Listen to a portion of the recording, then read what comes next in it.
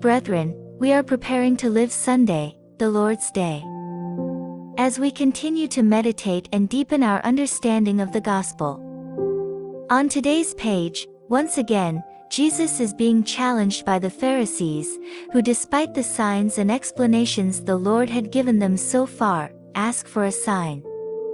The sign was in front of them, but they did not want to recognize it because their hearts were hardened, and they did not want to see the truth, because they were full of pride and their know-it-allness. One cannot, dear brethren, demand a sign unless one approaches and seeks it with a humble attitude, and with a heart free from human prejudices, because whatever will be said or done, it will never go well, because there will always be something that will go against one's rationality or one's way of seeing things. God's standard of judgment and representation is different from the human one. That is why one must approach the things of God with a humble attitude devoid of personal interpretation, in order to prepare one's being and heart to welcome the newness of the Spirit. That is why Jesus, knowing their hearts, responds firmly to those Pharisees, because they did not want to understand, to know, to deepen, but only wanted to accuse and discredit him before the public opinion of that time. They were the teachers, the repositories of the faith, and only they could instruct people. They were full of their own ideas, their own distorted way of seeing and knowing the truth, a faith that was no longer the faith revealed by God, but had become a humanized faith, apt to manifest their pride and arrogance toward the little ones, the last ones, the poor people, weighed down by so many human precepts, which thus made faith impractical and hearts sterile. Jesus then turned away from them and warned his own to turn away from that way of life, from that way of observing God's law and opening their hearts to the manifestation of the Spirit, which through his work was manifested, with bodily and spiritual healings, miracles of all kinds, and many other signs that made his divine nature well understood. He who had come to ferry the people to another shore, the shore of love, to lead all to the full knowledge of the true face of God.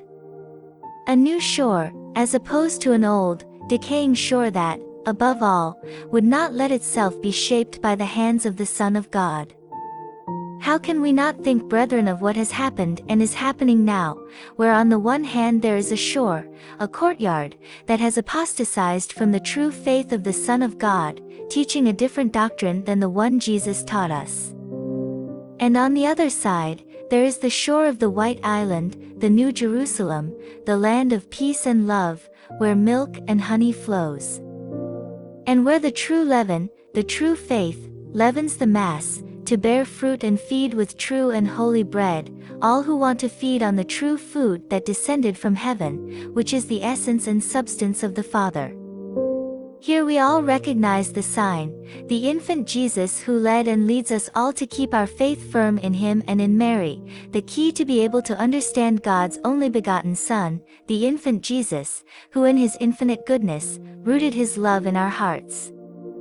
The baby Jesus, new and fresh leaven of the Father's will, who now, as then, invites us to love and defend him, by the example of a holy, consistent, and upright life. So that we may testify before all our belonging to Christ, King of kings and Lord of lords. Here is the new generation of God's children, who have welcomed and recognized in time, the sign that at the little cradle of the infant Jesus, the Father in his infinite mercy wanted to manifest, in order to bring to fulfillment his plan of love and redemption, for all men of good will. And this sign will bring us victory, without needing to seek more of signs, but asking Mary, the grace to persevere in faith, remaining faithful to the end, whatever the cost. Mary, faithful bride, now and always I consecrate myself and entrust myself to you. So be it.